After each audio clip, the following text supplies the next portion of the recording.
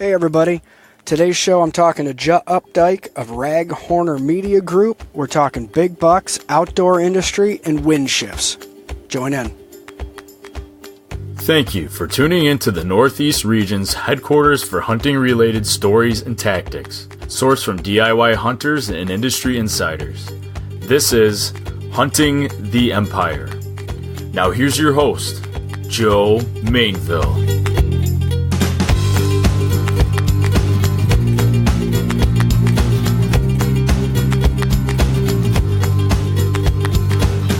Welcome back to another episode of the Hunting the Empire podcast.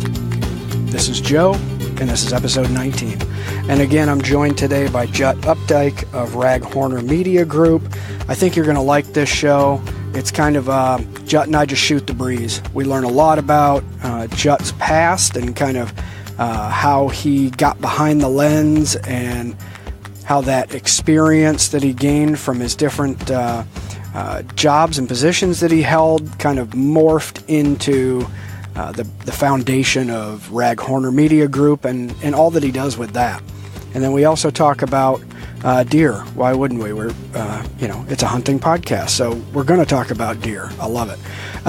We talk about deer, and we talk about his leases that he has in a few different states and kind of tactics that he takes with trail cameras and gathering that information to target mature bucks. So I think you're really going to like it. A little bit of housekeeping. If you haven't gone to our website, huntingtheempire.com, please take a look. We've got a bunch of new articles being posted. That's kind of the hub. I know I say this all the time, so hopefully it's, not sounding like a broken record, but it's important to me that I get the information out there to everybody because I don't want you to miss out on anything. We're working hard. There's a bunch of articles. We're putting all of our YouTube content there as well. So everything kind of hubs into huntingtheempire.com. So please take a look and let me know what you think. We just released 2 new articles this week on trail camera deployment and on strategies for that. And then also Corey Sly gave us an article to use for a wild game recipe of venison cheesesteaks, which looks absolutely amazing. So be sure to go on to huntingtheempire.com and check that out. And without further ado, I want to jump right in this conversation with Jut because there's just a bunch of information in here that I know you're going to be able to pull some nuggets out. So without further ado, let's get Jut on the line. All right, and we are live today from the mobile recording studio in central New York, and I am talking with Jut Updyke. How we doing, Jut? Doing good, man. Thanks for having me. Yeah, appreciate having you on. Thanks for taking the time out of your schedule. I know you're a busy guy, and coming on and talking a little deer hunting and a little outdoor business. Oh yeah. For anybody out here who's not familiar with you, you tell us a little bit about yourself, kind of where you are, and I guess what you do. Okay, so again, like you said, my name's Jut Updyke. I own Raghorner Media Group, which is a photo, video, minor in marketing based company that focuses on the outdoor industry. What makes us different is we're not a web show by any means. But we are a content developer that works hand in hand with outdoor brands. So if you're a company such as Hunter Safety System, Covert Cameras, a Lima Shield, an optics company, and you're like, I'm launching this product to this person, we come in right, hopefully during the design phase, and we try to help all the way through. We'll basically break everything down in sections. For the photos, the videos, the shorts, the long term, how to manage our YouTube, how to get everything in line for the actual launch, and try to put buyers in position to be educated, be intrigued, and ultimately give everybody the good news and get them using a good product. That's interesting. Now, where, I guess, first, are you based out of? I am based out of Eastern Virginia right now. Williamsburg, which is If anybody has ever been to Busch Gardens or Water Country, you know exactly where that is. I'm down in that area. Okay. But how long have you been down there? Because I know at some point you originated from New York, right? Yes, sir. Yeah. So I'm originally from Steuben County, New York, Corning, to be exact. I've been down here. October will be 3 years already. But I graduated high school from Corning West in 2006 and moved to Kansas. I guess everybody can probably figure out why. I was addicted to big deer. Oh, yeah. And I was like, well, you know, obviously I have no college yet and very green as far as how the industry worked. So I started calling outfitters until I think someone felt bad enough and hired me. You know, quick search nearby, found a local college, and that was it. I moved 1,300 miles from home straight out of high school. No kidding. Wow. What did you end up going to college for? Well, I started in business, and I actually later on in life met a professor. They actually teach an outfitting / outdoor curriculum now. Wow. I was like, oh, where was that? Yeah, when really? I needed it. But I started in business, and the outfitting business was huge. You know, you got to remember for the times, this was 2006. I mean, we were literally leasing land for $1 an acre. Yeah.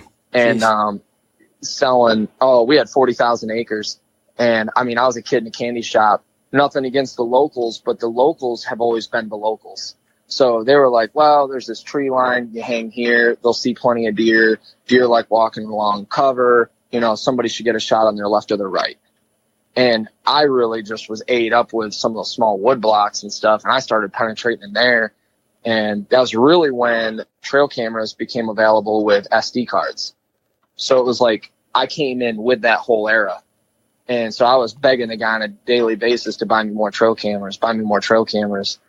And, you know, it was always exciting to pull those cards and see what was going on. And it got so time consuming, I stepped away from college. Like anybody 18 years old that knows better, I can always come back if I want to.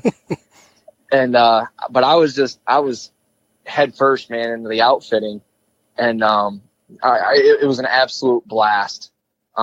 Nowadays, the outfitting, especially out there's, the exact area I was in was Stafford County. It's become extremely competitive. If anybody's ever seen McMillan Outdoors, Tom McMillan's an outfitter. He was literally our next door neighbor outfitter.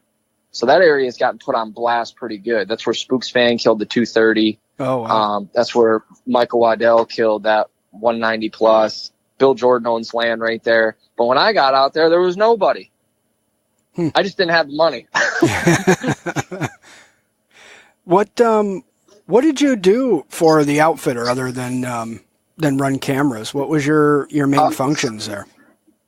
Man, he literally gave me the keys to the castle. I was able to basically do and operate on a daily basis, mostly because he had part-time help. And, you know, once I went to him and was like, look, man, I can do a lot more than what I'm doing if I'm thinking about stepping away from school, which he kind of was like, I don't know if that's a great idea. And I was like, you hired me before I had a college degree. I mean, you know, let me do what I do and keep enjoying myself. Then I think I can really help. And it really did. It benefited both of us because I was able to sink my teeth in on a daily basis. I was hanging stands. I was picking hunters up from the airport. I was working next to the cooks as far as developing menus. By the time I would say that I was 20 years old, I knew everything there was to know, respectfully, for running an outfitter. That's pretty cool. I dealt with the guy that showed up in a Beamer and, you know, 3-piece suit going, I want to know how big it is before I even get out of the car, to the guy that comes from, you know, our neck of the woods, New York, that's like, man, I'm just glad to be here. You know, it's very seldom I have this kind of extra money, so this is probably once in my life that I'll ever get to do this. Yeah, that's pretty wild. It's cool to have, especially at such a young age, to have those kind of opportunities. Yeah, and I think being away from home and all my friends, I think it grew me up quick too. You know, you're really every day you're answering to yourself and a boss. And I mean, that little town, there's there's no light. Well, actually, I take that back. There was a light. There's no longer a light. But there was one diner. There was another diner, but it was only open for breakfast and lunch. Basically, if you didn't eat by 8 p.m., you didn't eat. Jeez. Unless I could con the cooks in for cooking for me. So if I was out late tracking a deer with a skeleton set of hunters in, and I say skeleton 3 or less, I usually didn't have the cooks on. I would just take everybody out to eat. And if I was out late tracking a deer or dragging a deer or skinning a deer or whatever, man, you'd have to drive 20 plus miles just to get to the nearest gas station, let alone 40 miles to hit fast food or a Walmart. Jeez. Well, yeah, it was desolate, to say the least. How long were you there with that outfitter? Well, it was actually through my second year that I was pumping gas, getting ready for the next day, and I realized Jesse and Ginger Moorhead were on the other side of the pump filling up. And I was like, oh my gosh. I watched all the Muzzy Bad to the Bone bucks, VHSs and DVDs growing up. I mean, these guys were, I shot competitive archery. They were competitive archers. I was all about them. I mean, they were just my idols. And it was one of them times where I had to muster up the courage. I was like, if I don't say something to them, I'm going to totally regret it. And so I walked around the pump and I was like, Mr. Moorhead, I'm Jut Updyke. I was like, I was talking probably like 100 miles an hour. I'm like, I'm from New York. I came out here for big deer. I watched you growing up. I probably sound like a crazy person to him. And he just was smiling ear to ear. And he's like, well, that's awesome. He's like, we just bought a house here in town. Follow me. Let's go eat some food and eat some ice cream. And I was like, oh my gosh. So I'm like calling everybody in this like little 2-mile ride to like, I can't believe what I'm doing right now. Like my buddy's back home. And, man, we walked right in the front door and ate a whole big old meal. And I'm looking at all these bucks on the wall, over 200 inches.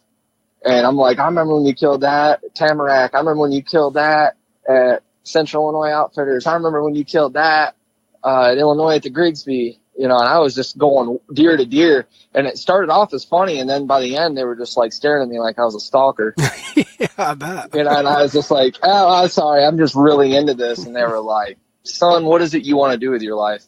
I was like, I want to chase big deer, hang around cool people, and make a life for myself. And they're like, have you ever thought about picking up a camera? And I was like, not really. And they gave me an old camera. And, well, actually, I got ahead of myself. I kept telling them about the deer Spook's fan killed. It was right next to one of my leases. I was like, this deer's out all the time. And I was telling them like all the points and everything. Jesse's like, well, that deer's got to be way over 200 inches. I was like, oh yeah. And it's not that he didn't believe me. It's that I had no way of getting proof. This is 2006. I didn't have an iPhone. Yeah. And, he was like, take this camera for a few days and see if you can get him on film. Well, first afternoon I got him on film. Oh, no kidding. And I brought it back and showed him and they were like, good gracious alive. And, can you hunt him? I was like, he'd have to do some serious walking for me to ever get him, And, I mean, it wasn't that far off. It's the pattern of where he was moving. I mean, he was out there. Every road is a mile by a mile. This particular place was 2 miles by 2.5 miles. Oh. And for whatever reason, he was hitting the southwest corner. So it was, it was one of them things, where we began to be friends and there was some real cool dialogue. Again, they were just really, really great people to me. I think they kind of had a heart for me because they were the same way at one time, traveling, shooting tournaments and being away from home and knowing that I was doing the same. And so it was probably, well, actually, I can tell you exactly when it was. It was November 15th, 2007. I was basically, I don't even know, midday doing whatever I was doing. And the phone rang and it was Ginger Moorhead. And I was like, well, hey, Ginger. And she's like, hey, Jut, can you be available this afternoon? Our cameraman has got something he's got to take care of with his family. Jesse's got a really big deer located. He's coming in from Illinois. If you'll drive to this, and she gave me, I think it was a Wendy's. Believe it or not, they love Wendy's. All of our mile markers functioned off of Wendy's. Oh my goodness. If you'll meet him at this Wendy's at whatever it was, 2:30 or whatever, he's got everything you need. Just come ready to film. Well, I've never ran that broadcast camera before. And so on the ride, he's basically driving and he's like, oh yeah, you don't have to worry about that. Don't worry about that button. Don't worry about that button. All you got to do is point it, zoom in, hit record, and leave a little bit of room around the deer. And please try to make sure it's level.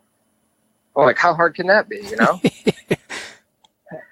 And we got in the stand, and a buck walks in, which I ended up killing later in the season, which is bizarre.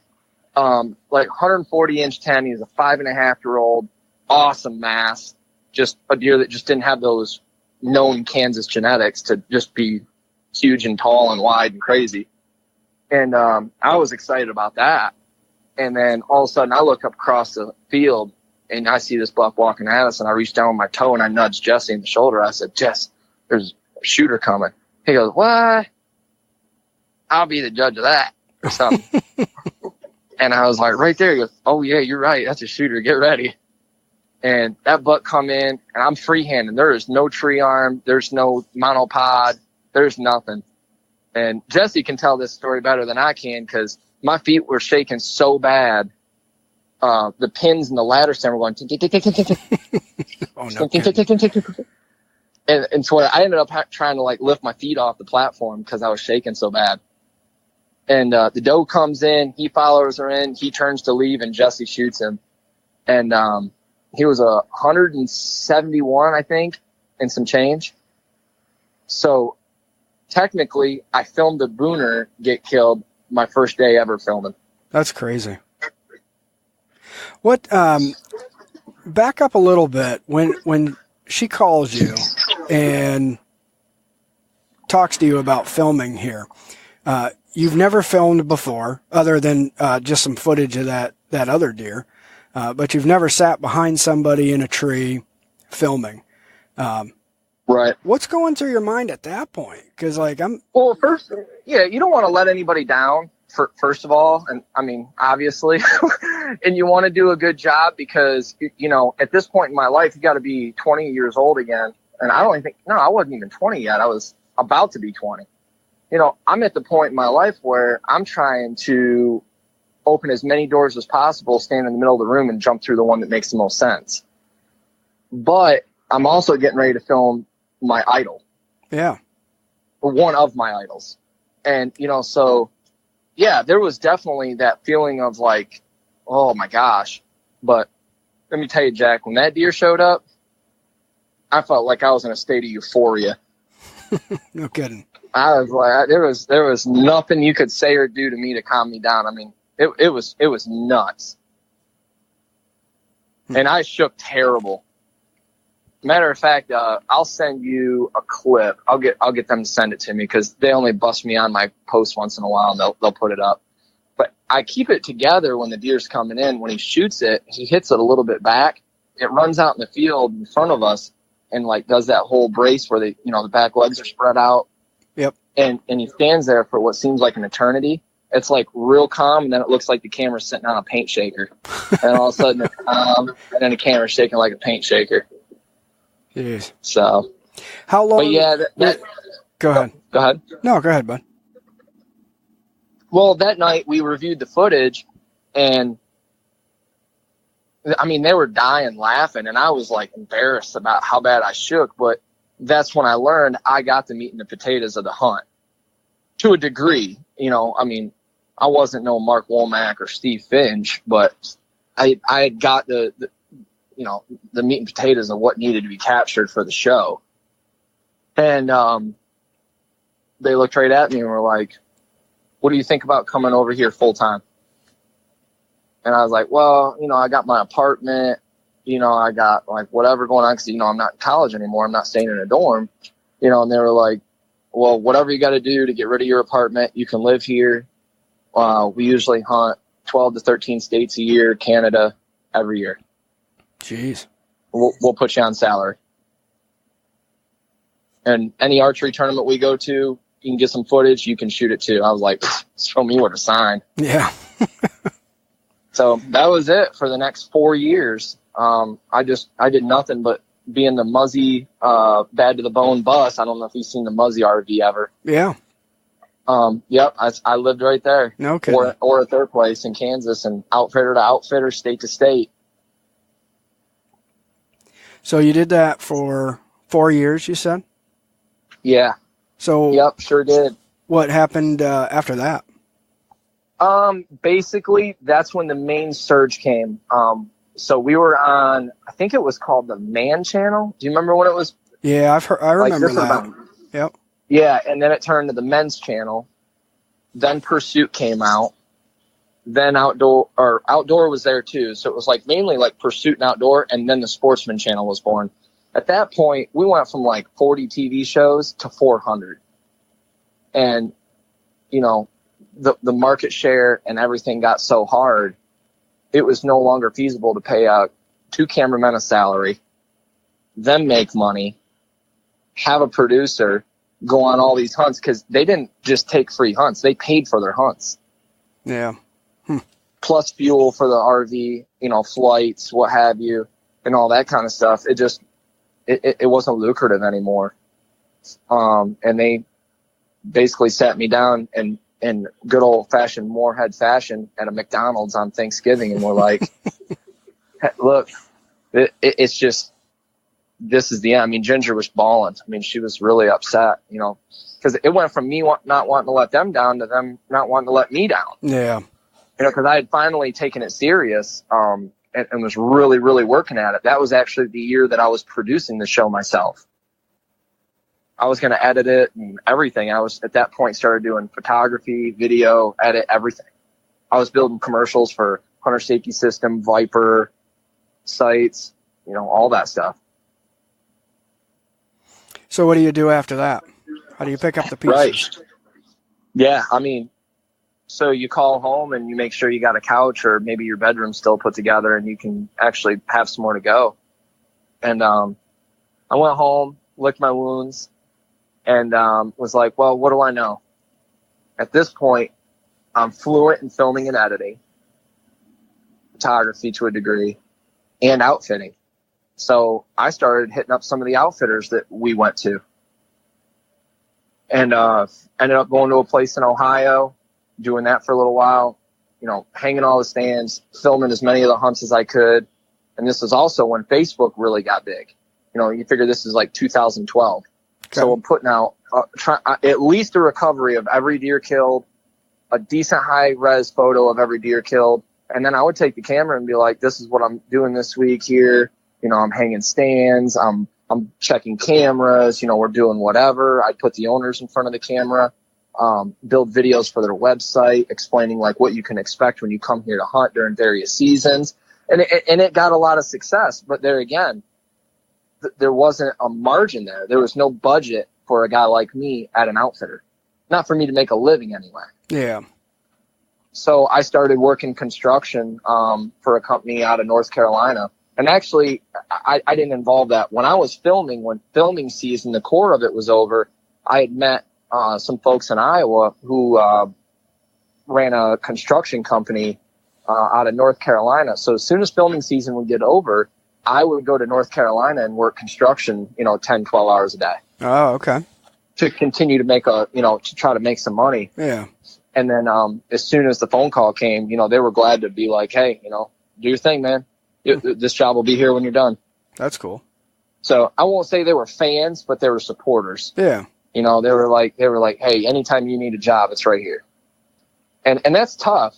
I mean, I would say that's the hardest thing because, you know, I went without a lot of things that 22, 23, 24-year-olds went out. You know, by then a lot of people were getting engaged. They were buying houses. You know, they were doing things. And I had dated the same girl forever and we had a child. And but it was so constant on the road and then not coming back to New York but going to North Carolina, and that was the heartache of it. Trying to balance family, trying to balance careers and professionalism. So when did Raghorner come about? So Raghorner came about when I saw the lights closing out on the outfitter. Okay. You know, the outfitter wasn't going anywhere. I mean, shoot, they sell 100 hunts a year now. But it was starting up when I got involved. And it basically allowed me to sit back and go, what if I went and did construction again, but on the side, I started offering my services. You know, if you had a TV show, hey man, I'll be your editor. If you had a product, I'll build the video, I'll do the photos, I'll make everything you need for it. I even started dabbling, building websites. Anything and everything I could do to stay one step in front of the in front of the industry. And there finally came that time where the two, I'll say, the average person looked at the filming of the hunting and the photography as a hobby. They didn't look at that as a career, especially not a project manager making six figures in construction trying to cultivate you into being them, you know, because they liked you. They looked at that as like the hobby that's getting in the way of you being where you should be. Yep. Or could be. And so, you know, you had that constant emotional draft no matter where you went and what you did. And you definitely had the parents and the grandparents saying, you know, hey, you know, you're a father now. Maybe we should, you know, you should look at something career based. You need to be doing all these things. And all of a sudden I ran into where I was starting to get double booked.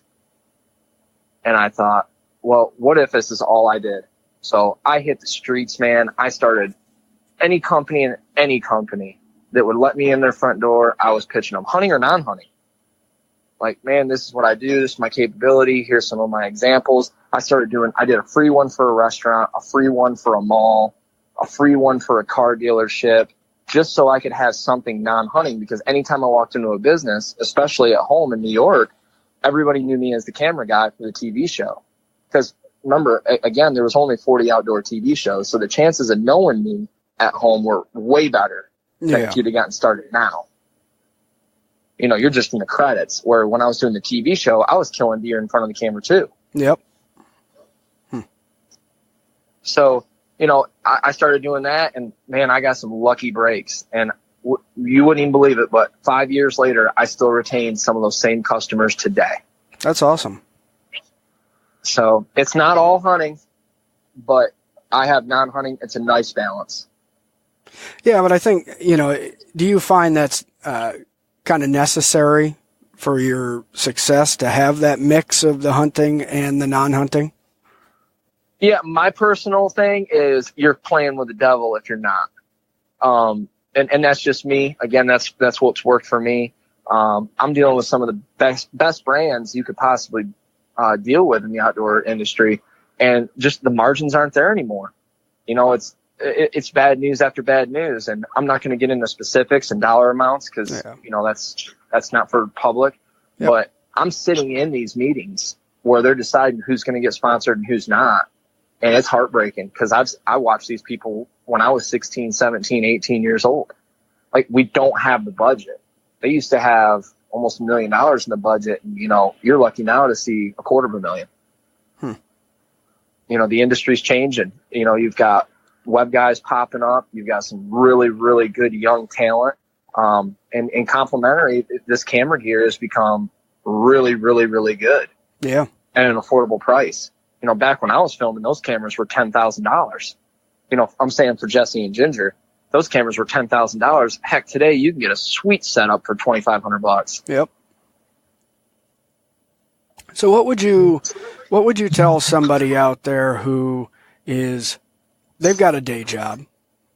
Right. You know, they're doing an outdoor thing on the side, and then trying to figure out how to get over to that other space. Do you think that it's feasible for someone to just in the hunting industry to get all the way over there and only do that? Or is it really something that you've got to be more diverse than that and maybe still have your daytime job and then do that on the side?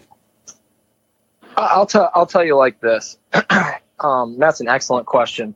Because a lot of people don't want to hear that. They're like, no, I'm into hunting and that's what I want to do. When I realized how much I was missing out on by being so hard-headed with only hunting, I could have shown my parents different results. Does that make sense? Yep.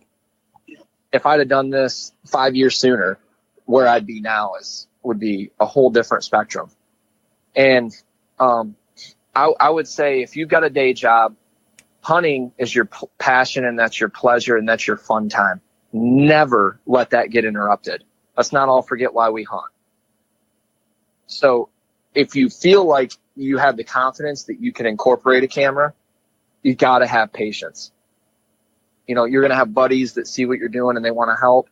And then all of a sudden they're like, well, this isn't going anywhere. And for some reason, this is the only industry they decide, well, we can't be friends anymore because this didn't work out. Not all the time, but a lot of the time. Yeah. And I'm sure you've seen that for yourself. Yep. Like people, when it doesn't work out, they freak out. And it's like, we can't be friends anymore, and leases get divided and all kinds of problems start. It's way more of a headache than what's actually needed. But the advice that I would give you is get a camera, stick with one lens. If it's a DSLR, see what it does. Maximize that lens. You don't need to come into a whole arsenal. I'm not throwing Tyler under the bus. Tyler Breen's one of the most intelligent photographers and videographers of my lifetime. And I'm very fortunate to call him a friend. One of the best. But Tyler also is like, you got to have this, you got to have this, you got to have this, you got to have this.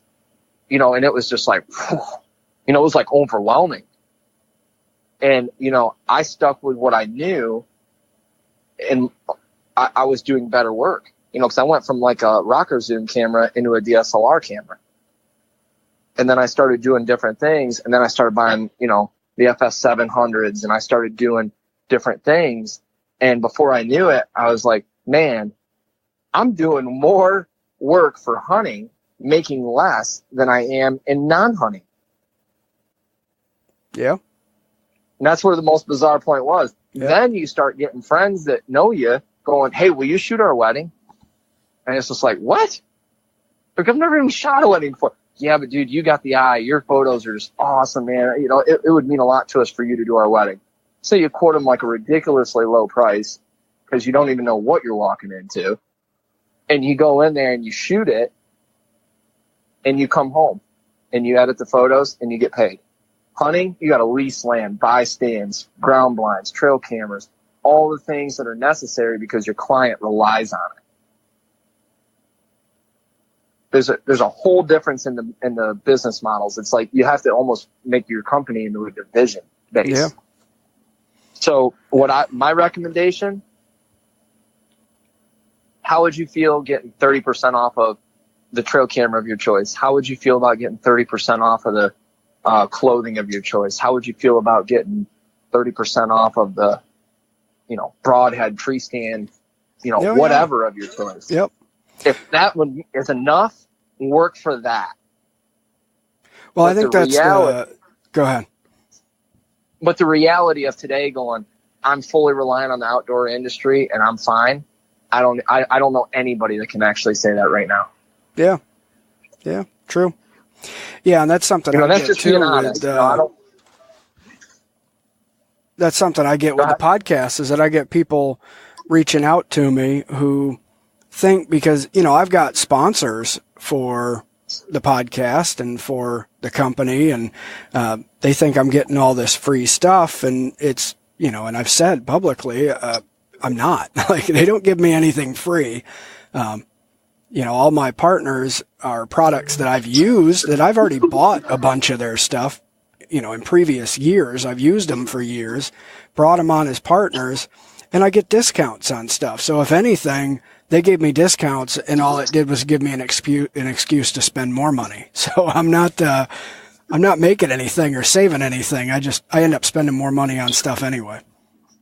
Yeah. And don't get me wrong, man. I love the hunting industry.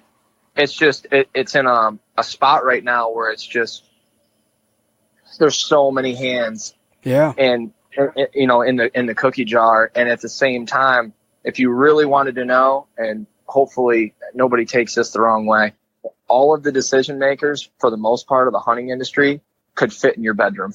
Just think about that. Yep. There's all these Plano Synergies, Pradco, Vista, all these companies are buying up all these other companies. And I don't know if you heard recently that Hawk was purchased. Yeah, I did. So now, Big Game owns Hawk and Muddy. Yep. So when you got stuff like that going on, you're down to not 3 people that you can talk to and try to, sell yourself on and be like, this is what I do and this is how I do it. You're down to 1 guy. So it's getting harder. I think it will purge, and I think there will be some more opportunity. And trust me, there is tons of room in this industry to do something. But if you got a regular job and you got full benefits and you've got a wife and kids at home, if you need a swift kick in the butt, call me, because I'll tell you right now. Like I said, you never know what I'm doing on a given day. I could be making a film about a woman growing the prettiest flowers on the East Coast, to how Ryan Newman straps into his car and how he supplements his deer, to a Weber Grill commercial, right down to how a CNC machine runs and what it's capable of doing. Yeah. So my personal life and what I post on Facebook, you can definitely see that I'm a hardcore hunter at heart. But you got to look at reality. Yep. So what kind of services do you do in Raghorner? What are all the things that you offer out there to these companies in the industry? Okay, so trying to grow Raghorner, which everybody tries to do with their business, came across as a lot harder than I initially thought. And the fact of it's hard to duplicate myself. So I tried to personally make myself very fluent in photography, video, and edit. The nice part is, as we talked about earlier, I have, access to, say, Tyler, Breen. I can be like, Tyler, I've got something pretty important coming up, something very high level. I can throw him a price and he's just like, yeah, I'll be there, and we'll go knock it out together. And the nice part is I've also linked up with a third-party direct-to-consumer marketing company, which allows us to go from your website to Amazon to literally how many clicks it averages for a person to get to the website and buy a specific product. So we're not only tracking and doing all the marketing for said company, but now we can offer them the content too. So it's essentially one call, turnkey. Interesting. Yep. And that's the way we've stayed diverse, because at the end of the day, we're all hunters. And that's what we really want to do. But business is business. Well, I guess let's switch over from there. I think we've talked enough about the industry. I know I'm always interested in to talk about it, but I'm sure a lot of people out there listening, if we have anybody listening to us anymore, they might get bored with this. But let's talk about a little hunting. Because I know that's where the passions lie. That's why we do this, and get fired up in the morning to think about all this all day. So, tell us a little bit about what you're hunting. Where do you primarily hunt, and what species are you targeting? So I'm a hardcore whitetail guy. I filmed in the past, elk hunts, sheep hunts, moose hunts, bear hunts, and that's awesome. And I think at one point in my life, I'll be ready to move over to that specific kind of thing. But gosh, man, whitetail deer, it just does something for me. And I'll spend a stupid amount of time and money on it. So I've got leases in Ohio. I've got places in Kentucky, Kansas, and Virginia. Okay. So that's pretty much my little diamond shape of where I go. I have different expectancies for each area. But through working with different companies, I'm very privy to some access to, take Covert, for example. I just built a commercial for the new 4G LTE model camera. So I've got those out running literally 1,300 miles from here, and the videos that I'm getting are being used in the television commercial that's running right now. Oh, that's awesome. Yeah. So, it's the coolest thing. I'm in the know. But enough about the production side. The hunting side, yeah.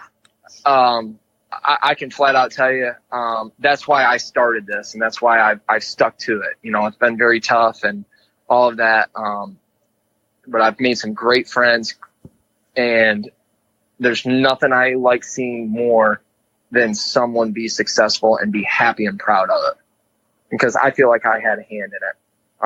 I'll give you a great example. Last fall here in Virginia, we live here, so all summer long it's checking cameras, seeing what's going on, listening to all the things that are, coming down the bandwave as far as what people are expecting and what kind of a year it's going to be.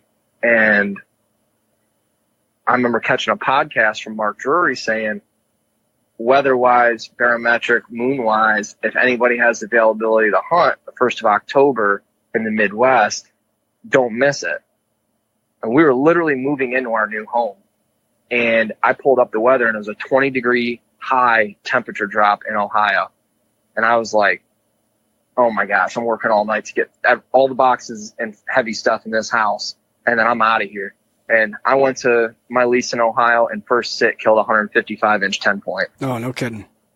Opening day, never done it before. Jeez. Biggest buck I had on trail camera. I mean, it was just the coolest thing.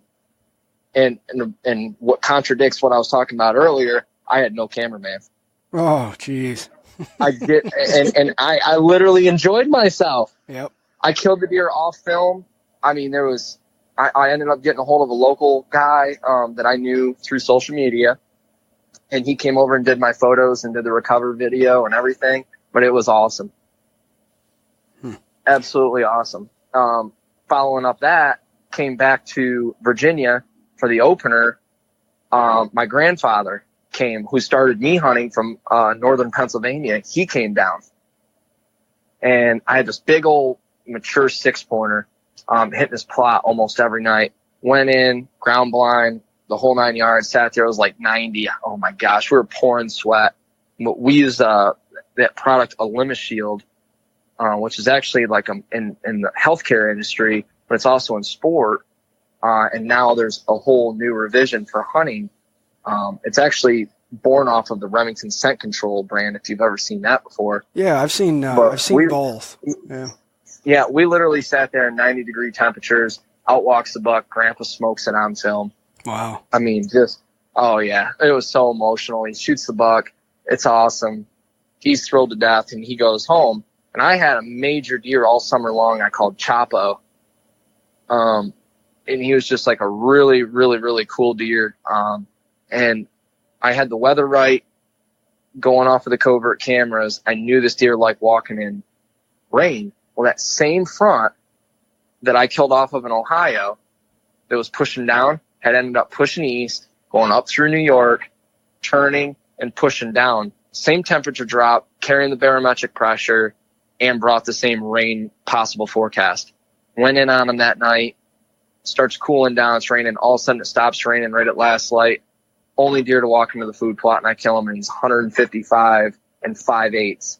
Oh, no mainframe 8. Jeez. Right in Virginia. So I was like, I got to quit hunting. I've got, holy crap, I've hit 300 inches for the year already. I couldn't even believe it. I was like, oh my gosh. And the season just kept on. I mean, it was phenomenal. My buddy Jerry from South Carolina, he came up, went to my stand in Ohio and killed a 169 and 4/8. Wow. I always give him a hard time. He couldn't come up with a half inch. But I mean, that's our real passion, and it's always about friends. It's never about just what we're doing. It's all about what we're doing. That's cool. So how long have you been in that place in Ohio?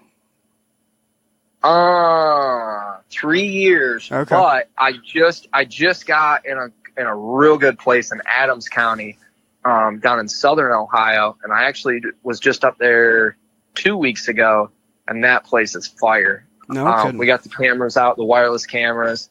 Yeah, we're getting some awesome deer on camera. So a lot of high hopes for this fall as well. Now, these leases that you have, are they, is it primarily like farm ground?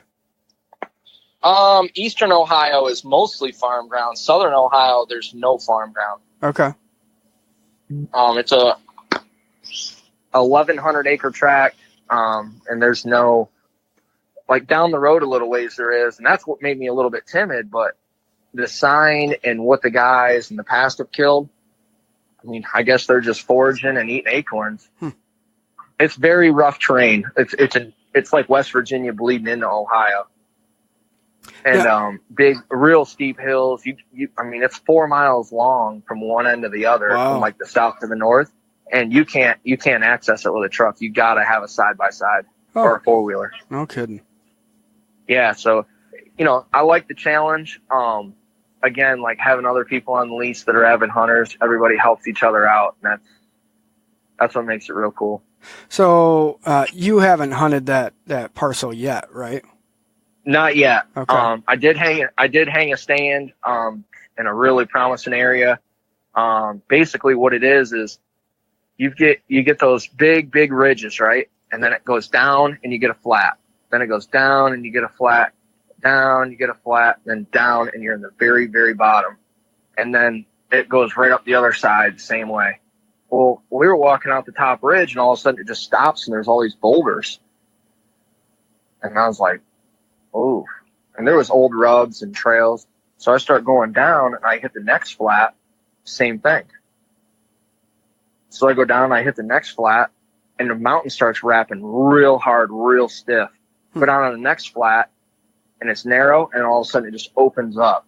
Well, right in front of me is a ravine that comes up and makes this huge hole, and there's a tree down. So basically, all of the deer got to walk within a 40-yard spot on that entire side hill of that mountain. Oh, they have to come through there. Wow.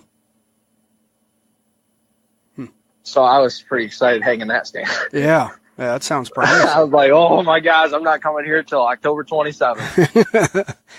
What, on the farm ground that you hunt, what kind of areas are you targeting there? What do you look for? Well, so beginning in the season, and again, running the, I know I probably sound like an ad, but running the covert wireless, that tells me a lot. I'm more or less looking for where I can catch a mature deer on his feet during daylight hours. So it's major fields. Less than 20% of our leases any kind of timber. Wow. Because he's a big alfalfa farmer. But the deer numbers used to be so high up there. I mean, it wasn't uncommon to see 50, 60 deer a night. It was like hunting Montana. Wow. And EHD came through this year and took care of that problem for us. I mean, all of us usually shoot or kill, and this year less than half of us killed. Wow. So I look for the same kind of pinch points. I think that's why it doesn't faze me going to the big woods, because that's where I came from, hunting Steuben County. Yep. I think I look for the obvious. And again, running them trail cameras, I'm very reliant on a trail camera. You take my trail camera away, you're not taking everything away, but you're taking a lot of my intel away. How many cameras do you think you run across all of your leases? Oh, it's over 50. Oh, wow. Okay. Yeah, I mean, I basically buy a skid of AA batteries. Like, that's what it comes down to. But I am very, very heavily reliant on that. And I always tell everyone, like, if you got a big deer, you might have 4 other properties, or you got a big deer that you really want, gang all of your cameras up, because no one camera can see everything. And I think what I'm looking for is the deer creating its own habit. Like I said about Chapo earlier, the only daylight pictures I ever got of him once he became hard horn was when it was raining. And I was like, okay, that's what he likes. So the first chance of rain also happens to do what? Bring in the first north wind of the season. Yeah. And I get a temperature drop. You got to be sitting there on that deer. Yep. I've always said, if you're not hunting the first north wind of the season, you're wasting your time. Because that's when all of a sudden it's like, oh, you hear, so-and-so killed this. And it's like, oh, well, did you hear about so-and-so? There's a reason you get those kind of events. And I'm not trying to sound like Mark Drury. I listen to him a lot. But golly, Blum, that guy is dead nuts with his predictions. He's been doing it a long time. Oh, yeah, and I think he gets a lot of grief because he's in Iowa. And trust me, I wish I lived in Iowa, but there's not a Target close enough to any major town where I want to live for Madison to move there. But I'm telling you, I mean, it does apply. The size of the deer doesn't matter. We're talking about individual animals that live wherever they live. So are there any other factors that you're taking into consideration when you pick the days and times that you want to go out? So other than those fronts that move through or wind direction changes or something like that, what else are you looking for? Well, like I said, I look for a deer to create its own habit and basically identify its own habit to me. Then I know who I'm dealing with and what I got to look for. But we have like a lot of friends and family that hunt, so I got to come up with $10 to $20 a year for people to kill. Wow. So what I'm looking for is the obvious, like I always said. You know, you got those benches and then you find that pinch point. That's great. But you go, take a Virginia hunt, for example. Moncune Creek Outfitters, Chip Watkins. He has got 10,000 acres of some of the most prime whitetail hunting you could ever have. I do a lot with Chip. I spend time with Chip. I mean, shoot, I'll be there tomorrow filming velvet footage. Chip is a farmer. So they've got corn, soybeans. They're literally Lee Lakosky in the East. Wow. And he's got a drill, so he'll put food plots in wherever. But the problem is there's so much dadgum food, you don't know where to start until you hunt it. And then you ever seen how you got a field that's not perfectly square? Like you got a little point that juts out, and then all of a sudden you'll notice through the beans there's a trail going to the opposite corner. Yep. Those are the spots that are my absolute favorite. Because when that deer's cruising and I can hit him with a grunt call, if I can get him up into that point, 9 out of 10 chance he's coming across that field. Because he can't see what's behind him. And he's already knows that trail's there. You know, I'm hunting the edge of a field, but I'm also hunting for that deer I can see cruising that inside edge. So a lot of variables come into it. You obviously, unless you're using a limit shield, you have to actually play the wind. With a limit shield, we hunt whatever wind whenever we want. It treats your skin out.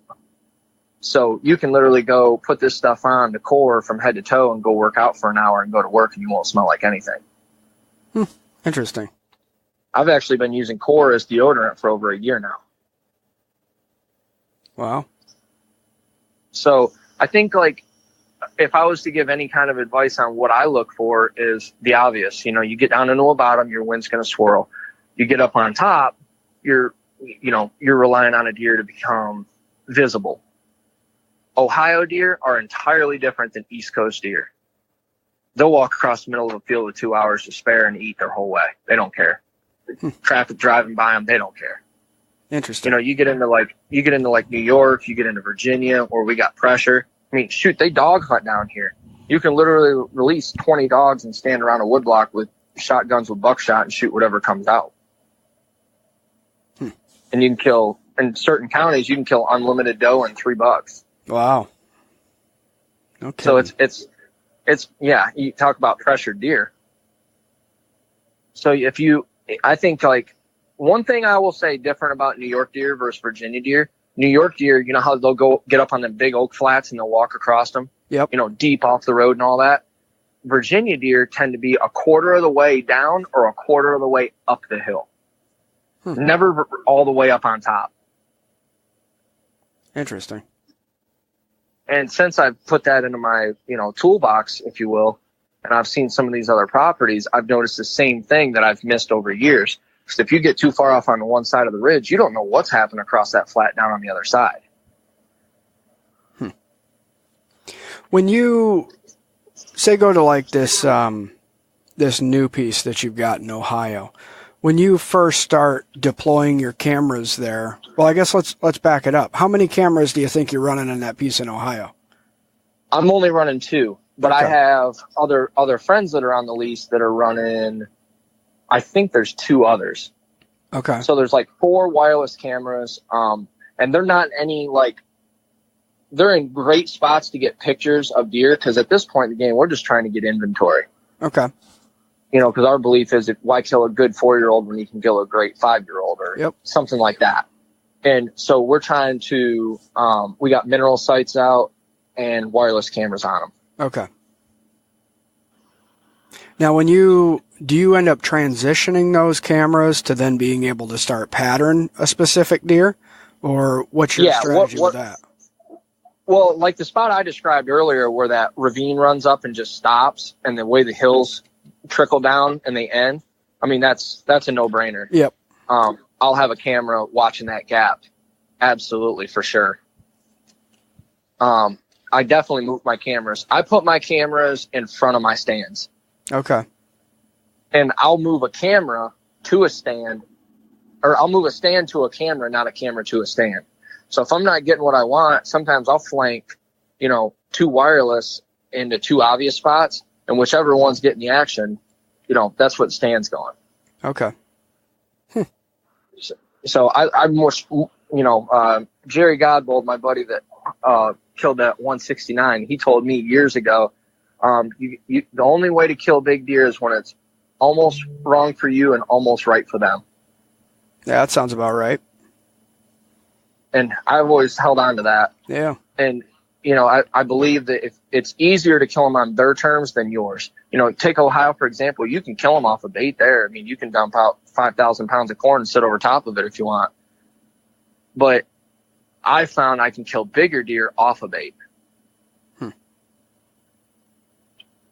Like away from bait, not sitting over top of it. Yeah.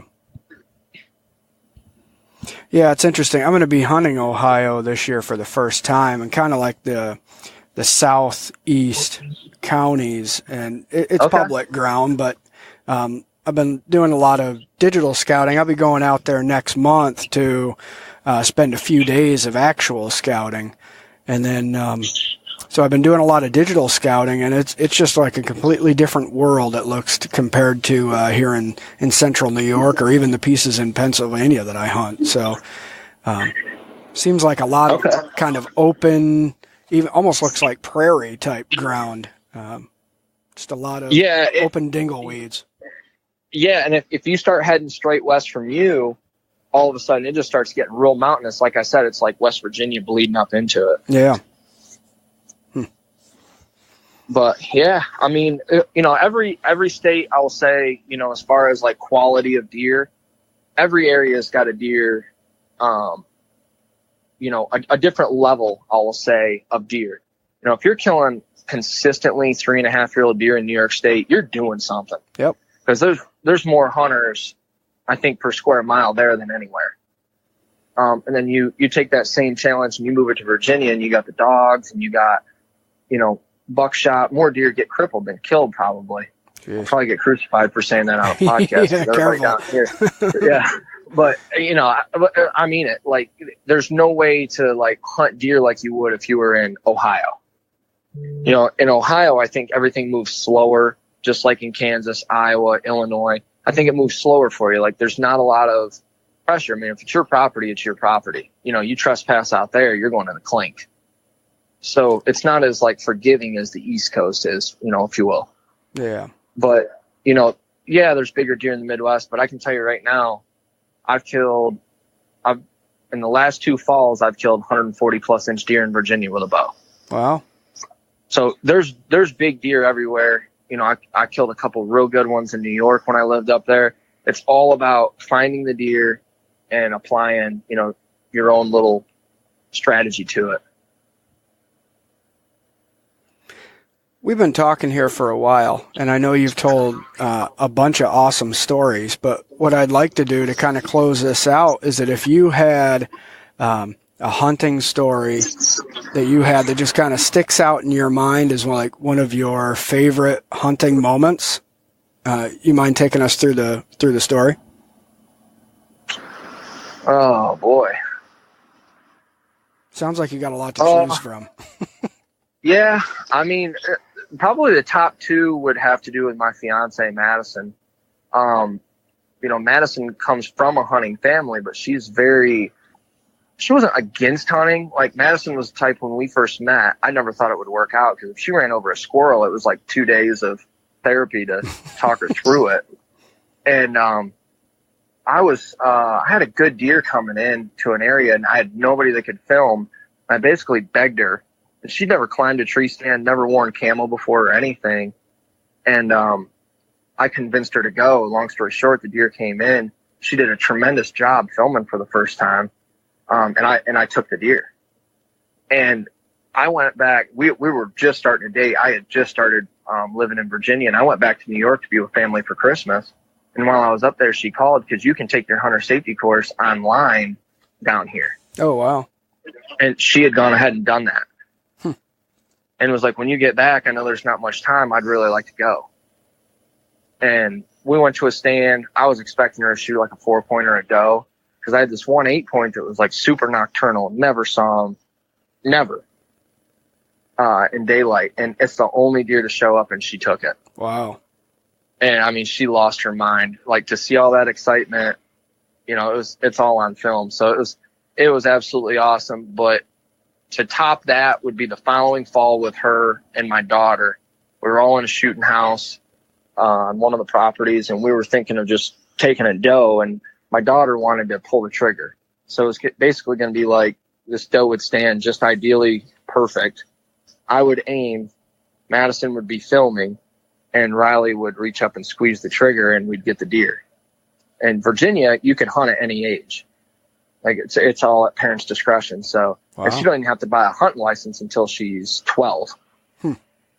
So we were like planning for this dog to go down, and this doe was giving us a hard time.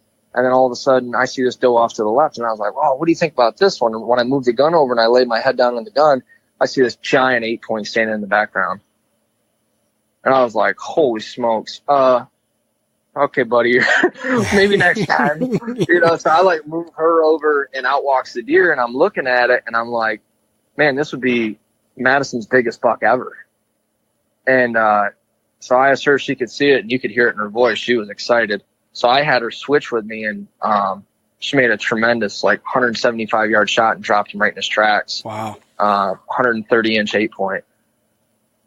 That's awesome. So I think having my daughter there, having her there, and everything coming to completion, and watching Madison become a great hunter, and actually loving the sport and loving deer, and understanding why we pass deer and why we don't kill certain deer. And I mean, she'll be right next to me when we need to pick up sticks out of a food plot, when feeders need filled, we need SD cards checked. You can definitely give her a handful of SD cards, and she's going to come back with another handful for you to check. So I think that's probably my best couple stories put into one. That's awesome. Wow, that's definitely good ones there, man.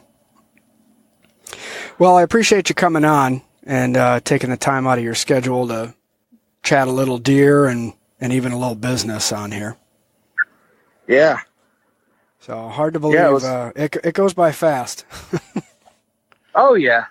Well, I just hope that somebody can grab something out of this that can help them. Like I said, I'm not Mark Drury by any means, and I'm not the best videographer, but I've seen some things and learned some things, and there's room out there for everyone. Yep. No, there's no doubt. There's definitely some good info in there that you dropped out, and I think it's going to be one people are going to have to listen to multiple times because they're going to learn something new every time they listen to it. So, no doubt there's definitely some nuggets in there. But I will take a minute to close this out if you want to hold on the line, and I'll chat with you when I get done here. Awesome, man. There we go. Another episode in the books. Thanks to Jut once again for coming on the show, taking time out of his schedule. I know he's a busy guy. I was able to nail him down for even a little over an hour and try to pry some information off him. He's a wealth of knowledge. He's had some really cool experiences, and it was fun just hearing some of those hunting stories. And so thanks again, Jut. I appreciate you coming on. For everybody else out there, we've got more shows that are going to be coming down the line. I've got a bunch kind of in queue, I guess you could say, that I'm going to be recording a number, if all goes well, for scheduling here in the next few weeks. And I'm hoping to get a mapping series out to you. And we're going to get some more tactics and kind of stuff to think about this off season. If you haven't yet, get your bow out, folks, and start shooting it, or sighting your rifle or your shotgun if that's your thing. Don't wait until last minute. Use this beautiful weather that we have. Get your kids involved. Get your family involved. Get your friends involved. If your family doesn't hunt, or just do something outdoors. Go biking or fishing or hiking, walking, cycling, anything to do outdoors.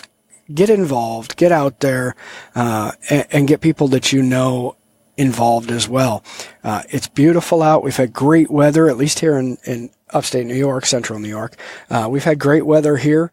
So get out there, do something. Go on, if you're on social media, check out Hunting the Empire podcast on Facebook and Instagram. Instagram's kind of daily stuff, and Facebook is kind of more updates as new content comes out. But I try to post there a bit, but that's more content push. Where Instagram, I'm on it pretty much daily. Reach out to me. Use the hashtag Hunting the Empire, and I love to follow along with everything that everybody's got going on out there. I want to throw this out here. Again, I mentioned it on the last podcast, but in case you missed the tail end of that one, hopefully you'll catch the tail end of this one. I'm going to run a giveaway here. All you have to do is go on to wherever you get your podcast from and leave a rating and review. And if you do that, shoot me a message and let me know, and I'll get a Hunting the Empire decal shipped right out to you. I printed up a bunch of them, and I've been sending them out. So I'd love to send out some more. So please get on to wherever you get your podcast from. It takes just a couple of seconds if you're on there looking for new episodes of something anyway. So please, we would appreciate it. Helps us move up the ranks, and then kind of helps new people discover us. So we've got a lot more great content and a lot of great guests coming down the road. So I don't want other people to miss that. So I appreciate you.